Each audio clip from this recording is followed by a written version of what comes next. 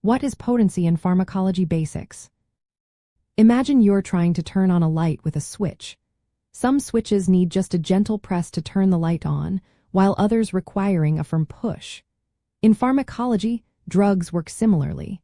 Potency is all about how much of a drug you need to get a certain effect. It tells us whether a small dose or a large dose is needed to activate the receptors in your body.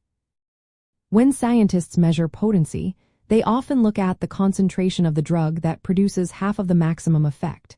This is called the EC50, or effective concentration for 50%.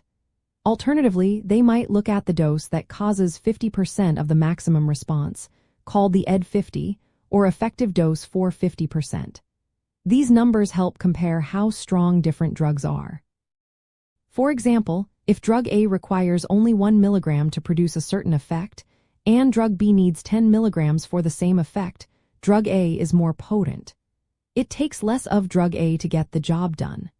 But remember, potency doesn't tell us how good the drug is at producing the maximum effect. That's called efficacy. A drug can be very potent but only produce a small maximum response. Conversely, a less potent drug might produce a stronger overall effect if given in higher doses. In medical school, understanding potency helps you decide which drug to use. A more potent drug can mean lower doses, which might reduce side effects. But it is also important to consider efficacy, safety, and how long the drug stays active in the body. For example, a drug with high potency might act quickly and requiring smaller doses, but if it has a short duration, you might need to take it more often. Knowing the difference between potency and efficacy is key. Potency is about how much drug is needed, while efficacy is about how strong the maximum effect can be.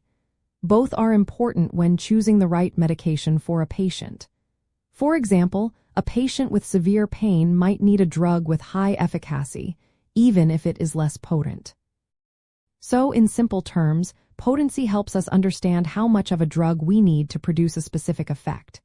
It guides us in dosing and choosing medications, especially in the early years of medical school when you're learning about different drugs and their uses. Remember, the goal is to find the right balance between potency, efficacy, safety, and how long the drug works in the body.